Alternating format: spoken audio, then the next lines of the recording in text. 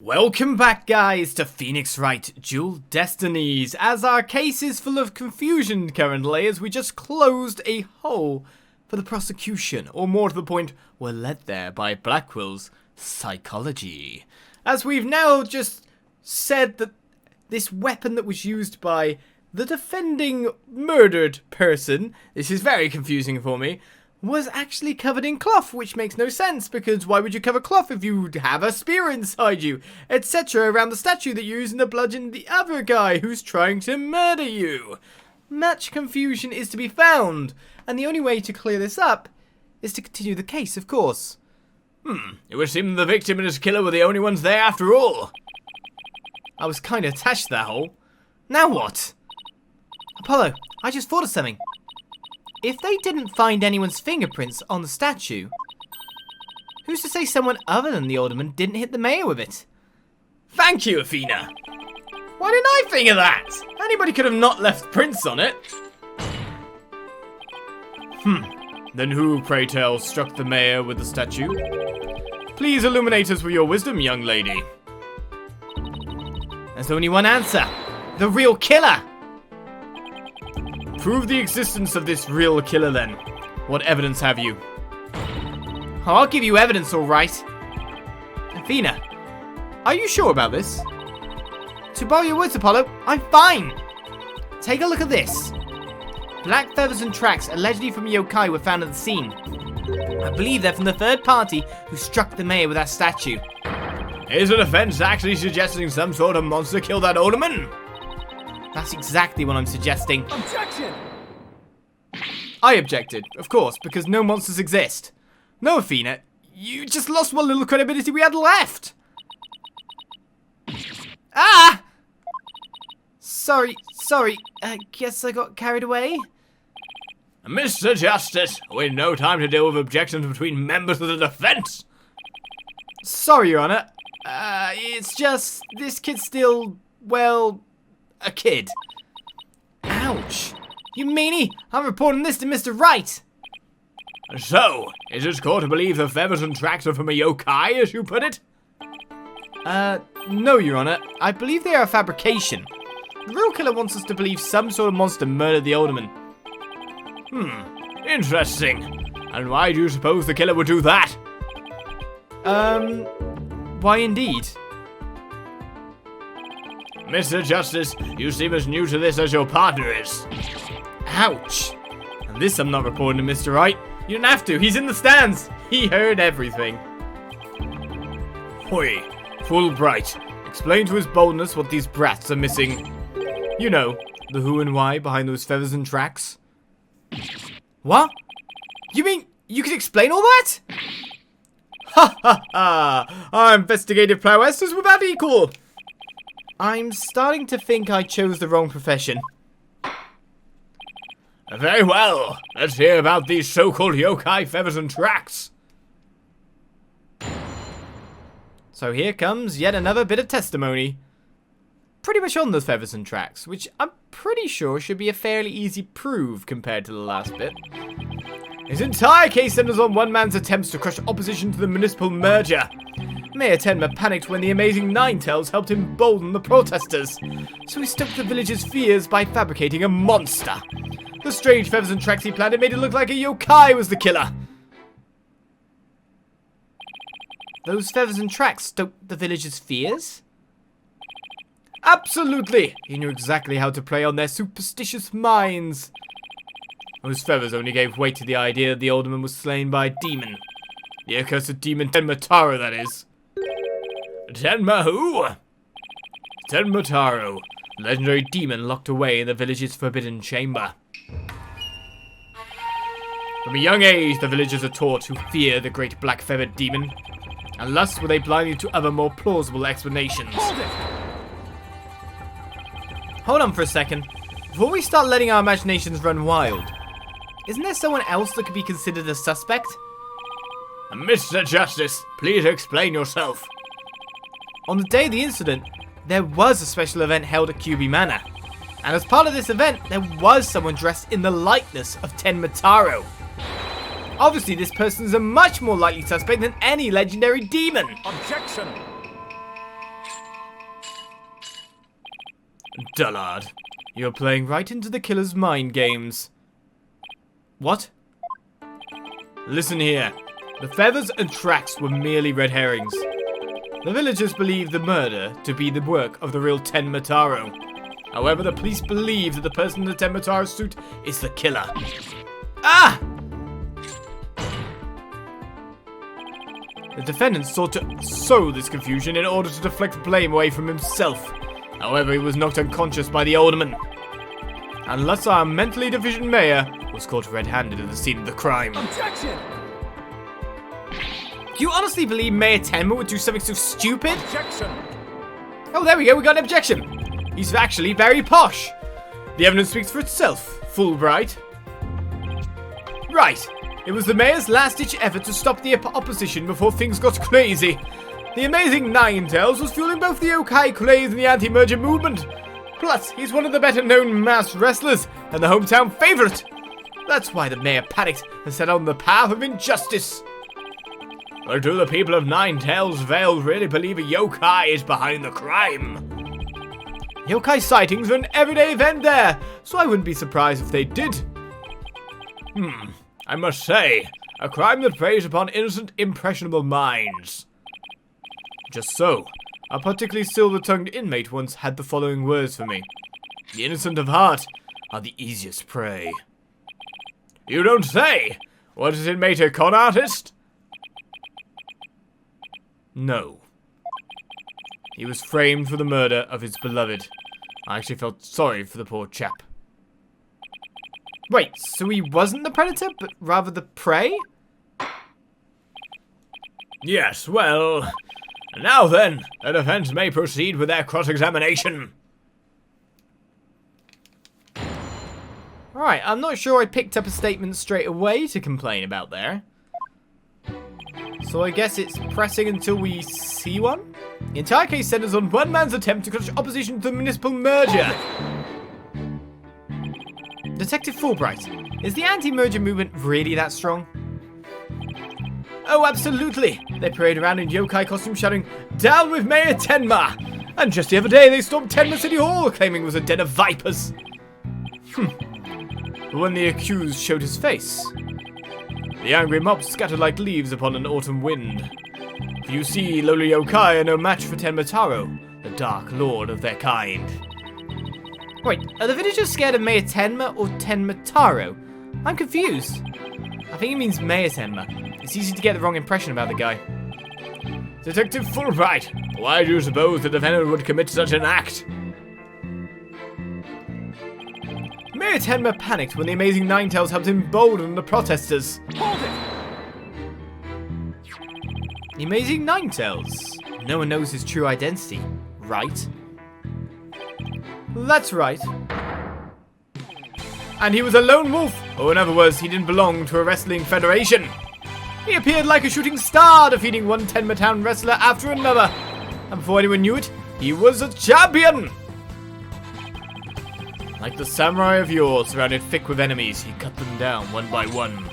It was a complete and utter loss of face for Tenma Town Pro Wrestling. He was amazing! If ever there was a real superhero, it would be him! I dream of becoming a true champion of justice like him someday. I bet Detective Fulbright would be a great pro wrestler.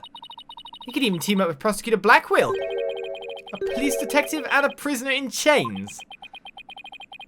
You know, I think people would actually pay to see that. I know I would. Ha ha ha! So you do understand the greatness of the amazing Ninetales. So he stoked the villagers' fears by fabricating a monster. Hold it! Seems we got nowhere with our last kind of pressing. Did the murder and yokai evidence really stoke the villagers' fears? Absolutely! It had an immediate effect. The presumed return of the dreaded Tenma Taro had them shaking in their boots. Oh my! Is it really that bad? A superstitious lot, as if Jack the Ripper had been set loose in their village. The mere thought of that demon lurking about is enough to spark a mass exodus. I see. That's a very persuasive argument. The mere thought of his honor buying into Simon the Psycho Slasher's words makes me want to spark my own exodus out of the courtroom right about now. To see, there can be only one reason why anyone would plant those feathers and tracks. The strange feathers and tracks he planted made it look like Yokai was the killer. Hold it! But it doesn't add up. If what you say is true, why top it off with murder? What do you mean? You claim that our client planted the yokai evidence to stoke the villagers' fears.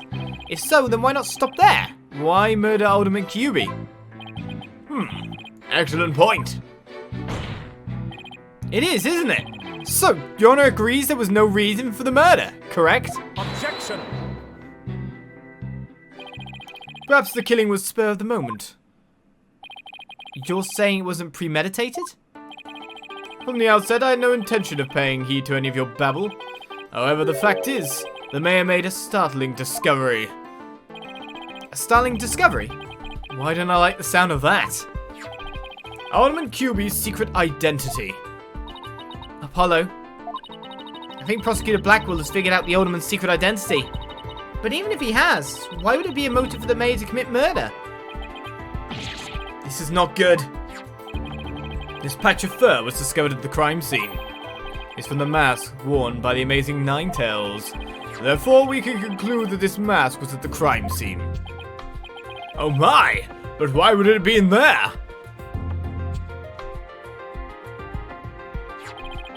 The victim was a former pro wrestler and a member of the anti-merger movement. Need I say more? Well, could it really be? Your boldness is an epiphany, I see.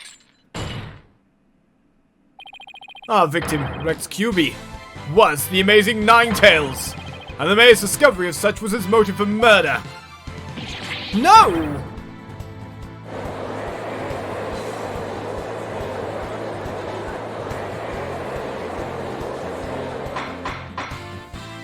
Order! Order! What a shocking development! A motive clearer than crystal clear! What do we do now, Apollo? I didn't think they'd tie the Alderman's secret identity to the mayor's motive for murder. Alas, we've reached my real point. Why did the Alderman have to forge a secret identity? Does it not pique your interest, your boldness? I admit it does. It is odd that he had to create this other persona, just to secretly participate in the anti-merger movement. Very astute of you, your boldness. Right, now take a look at this! Oh, hello. A blackmail letter. Pressing was really the right thing. If you value your dearest life, you will merge Ninetales Vale with Tenma Town. This blackmail letter was found in Alderman Kyubi's pocket. What? At present, the Alderman's wife is in the hospital. And that letter is clear evidence the mayor was blackmailing him by threatening her life. Wait, didn't the blackmail letter sent to Mayor Tenma go missing? Right after the Alderman's murder? You think maybe the killer took the letter from the mayor after the murder and planted it into the Alderman's pocket? It's possible, but we don't have any proof that that's what happened. Talk about being up the creek without a paddle. Right, so the blackmail letter has been added to the court record. A threatening letter discovered in one of Alderman Kyubi's pockets. I would love to see the actual full contents of that, if it wasn't just what was said there. Mayor Tenma would have made a clean getaway if he just left after planning the yokai things, but he was knocked out cold by his sudden decision to kill the amazing Ninetales. So it was the amazing Ninetales counterattack that brought the entire crime to light. Wait a sec. Fulbright's claiming that the mayor killed the Alderman after planting the yokai evidence, and that the mayor was knocked out cold immediately after that? Detective Fulbright, please add your previous statement to your testimony. Mayor Tenma killed the sleeping Alderman after planting the feather and tracks. Well, this can't be right for so many reasons. One is the fact that, of course, it's been pointed out in the midst of our investigation. So do not tell anyone about this threat if you do consider your dearest as good as dead. We know that blackmail letter was meant for Damien Tenma as well. So we know that that wasn't meant for Kyubi in any way, shape or form. So that's not important at this point in time. What's probably important is proving that Mayor Tenma killed the sleeping alderman after planting the feathers and tracks. But that would make literally no sense because the tracks have been planted in actual blood, which requires the blood. So the timeline doesn't fit up anyway. Plus the fact, like, Mayor Tenma killed the sleeping alderman after planting the feathers and tracks. It's just a bit weird. He'd been carrying in a lot of stuff too. But it's the tracks that are going to be the point here, isn't it? Objection! We will object. Detective Fulbright, your sense of justice is anything but fair. What's this? You dare question my justice again? Yes, and I'm going to prove it to you. Take a look at this photo. This is the crime scene photo. And just what does this prove? It proves when the feathers and tracks were planted. But I already told you, they were planted before the murder. The defendant planted the yokai evidence, then was knocked out after, while killing his victim. It just seems so stupid. But that would be impossible. If you look right here, it's clear when the feathers and tracks were left at the scene. I'm just basically going to click on one of the tracks themselves by look at things. Take that! Aren't you just pointing to the yokai feathers and tracks, Mr. Justice? Yes. See how the feathers are on top of the blood? And the tracks were made in blood? In other words, the yokai evidence could have only resulted after the murder. Then the mayor must have planted the evidence after killing the alderman. But you said it yourself. The mayor had been knocked unconscious thereafter. There would have been no time for him to plant any evidence at all. Therefore, there must have been someone else besides the mayor and the alderman at the crime scene. Ah! There must be some mistake!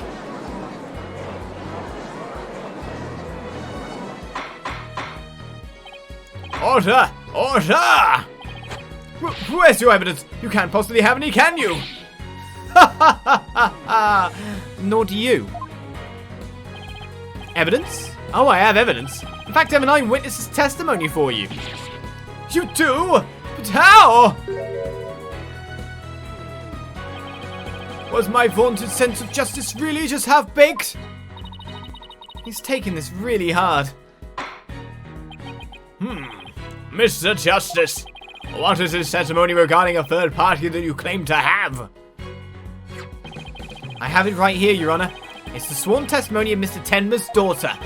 The witness, Jinxie Tenma, saw a yokai in the hallway after stumbling upon the scene. It was the demon Tenma Taro. He's the source of those feathers and tracks. Yeah. Okay. Can you say it correctly? Like, it's the guy in the Tenma Taro suit. You're saying that the monster did it? Yeah. So who looks foolish now? Will somebody please say something?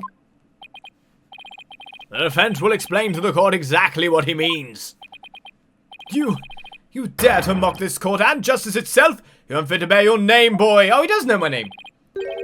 Your boldness, it appears our defense attorney here is delirious from exhaustion.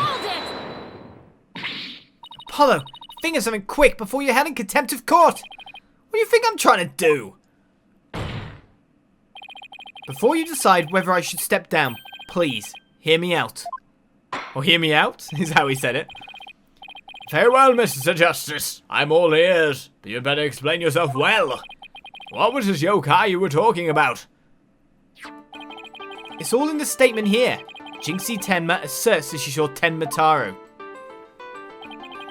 After she discovered the crime scene and called the police, she came around a corner in the hall. It was around here. That she saw Tenma Taro fleeing toward the foyer.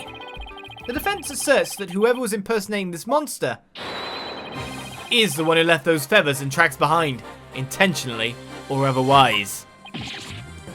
What? How incredibly unjust! Why haven't I heard about this before? The defense just proved there was someone else. So the mayor isn't the killer? This is all a setup. The prosecutor is a convicted felon after all. Apollo, the momentum has shifted in our favor, and it seems to the court, well, the people in the stands are always gonna not... I feel a bit sorry for Simon Blackwell, even though he's a convicted felon. They're always going to think that he can't do his job. The momentum has shifted in our favour indeed. Good. Now let's keep it that way. Objection. Oh, there we go. Take it back. All my momentum.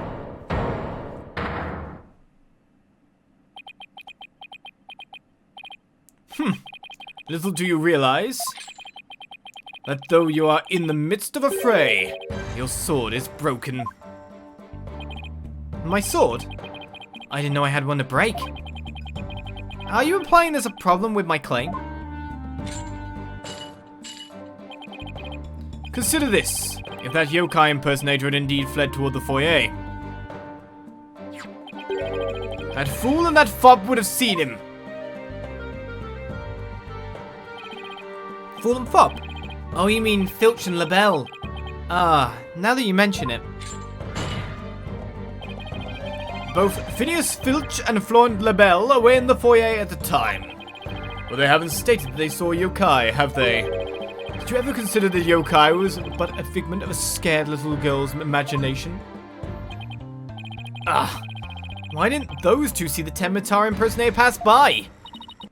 Why didn't we ask them ourselves? I was just about to say that myself. No, really, I was. The defense would like to call Mr. Phineas Filch, caretaker of QB Manor, to the stand. I just know he must have seen something. I suppose we can't ignore the fact that the little girl believes she saw a monster. I trust you have no objections to Mr. Justice's request, Professor Prosecutor Blackwell. I understand that Mr. Filch is enjoying a nap out in the lobby. I knew that Tanuki was a rare find. But when we captured him, I didn't think he'd end up a witness. Do him as you will. Did he just say captured? No, wait. I don't want to know. Very well then, bailiff. Please go wake Mr. Filch and escort him to the witness stand.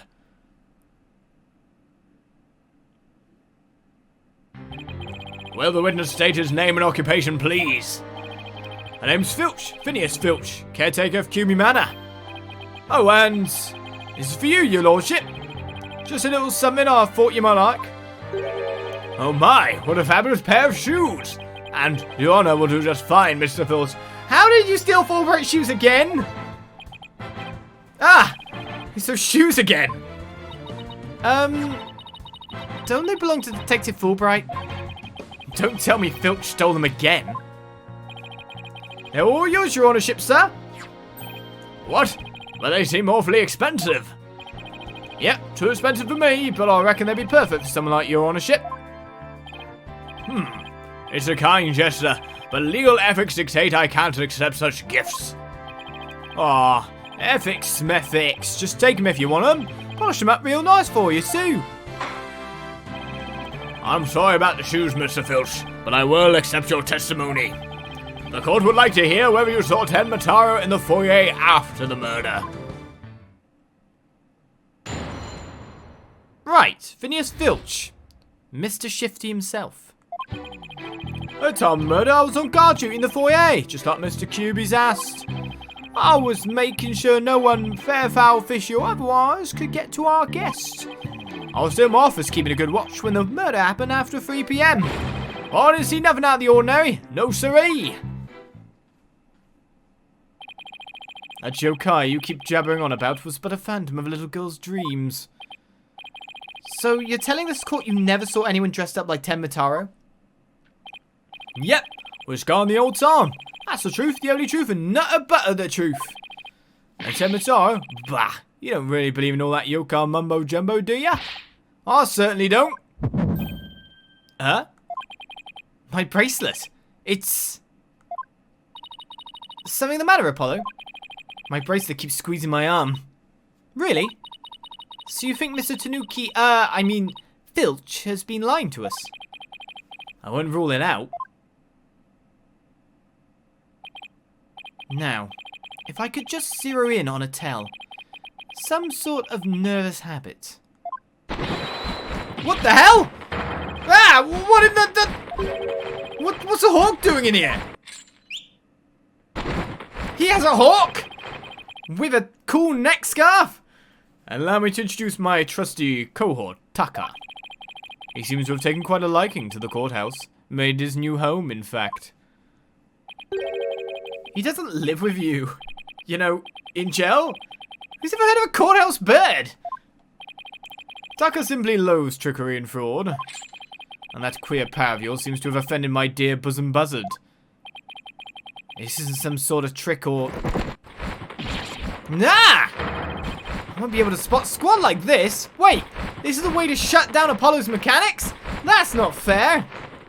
You can't use a hawk to badger the defendant, or defense even. What the heck's going on around here? Run for the hills! No pets or other animals are allowed in the courtroom. Somebody help! No, he's merely having a bit of sport. He won't harm you, save when truly famished. In that case, what good a Blackmail? You will ensure your feathered friend is properly fed. Looks like we have to do the old-fashioned way. We'll be fine. I think. If there was someone dressed as Tenma there, Filch should have seen him. We'll just have to put our faith in Jinxie's statements for now. Mr. Justice, please proceed with your cross-examination. You always gonna have the eagle on your head? Taka, the eagle. Okay, whatever. Taka, the bracelet blocker. At the time of the murder, I was on guard duty in the foyer, just like Mr. QB's asked. Hold it! Mr. Filch, why did Alderman QB have you handle guard duty? Yeah, not your handle guard. Because he trusts me. I'm the manor's caretaker, after all. So you took said guard duty seriously? Let me tell you something about me. Yeah. Listen here, you little tanuki. Get straight to the point and be quick about it. The court wishes to hear what you did or didn't see in the foyer and not else. Yeah, of course, sir. Right away, sir. Blackmail's got him completely under his thumb. Like I said, I was guarding the foyer entrance that day. I was making sure no one, fair, foul, fish or otherwise, could get to our guest. So no one could get to him? Sounds like security was pretty tight. That's because there's always lots of sneaks and thieves around festival time. And the solution was to entrust the manor's security to a thief. That's not even funny. Maybe it's a matter of stopping thieves by hiring one. After all, it takes one to know one. I don't know, it seems more like letting the fox guard the hen house to me. So the witness testifies that he took his guard duty seriously. Yes, sir. Your Honourship, sir. He's definitely no Heathcote, that's for sure. I was still in my office keeping a good watch when the murder happened after 3 PM. Hold it! This is a statement of... This is one we're going to pick apart. It gives us a time and it gives us like, I was definitely doing this thing. So this is a statement we need to look at. Do you really keep an eye on the foyer the entire time? Poor old Filchy. Been working hard my whole life. Only to be smeared by some green orb in his fancy schmancy suit and silly haircut. Sorry, Mr. Blackmail, sir. Didn't mean to get off subject there. Sheesh, Blackmail didn't even say anything. To answer your question, yes, I kept an eye. No, both of them, in fact, on the foyer. But I didn't see nothing out of the ordinary, no siree. Right, well... I don't want to present. I'm just going to look at some of the stuff. So we want the four... We need to check, like, the stuff around him. Oh, I can press down to just get around quickly. So we've got the foyer diagram. And we have ourselves... TV listing for 3 o'clock. Circled to be... 3 o'clock on the dot. Combined with the diagram, which for some reason the diagram... puts the TV on, we can pretty much tell that he wasn't looking at the foyer at 3 o'clock. The only problem with this is that obviously there should be some security camera footage of this fact. So, next episode, we present that evidence. We present that thought to him that Filch wasn't even looking at all. And see where this takes us. As we hope that Taka doesn't try to get us Please let me use my bracelet power. Please, don't lock it away. Maybe we've got to find a way to feed Taka. Maybe that would help. Seems quite content on the judge's head. As we continue on with more Jewel Destinies next episode. I'll see you then. Bye-bye.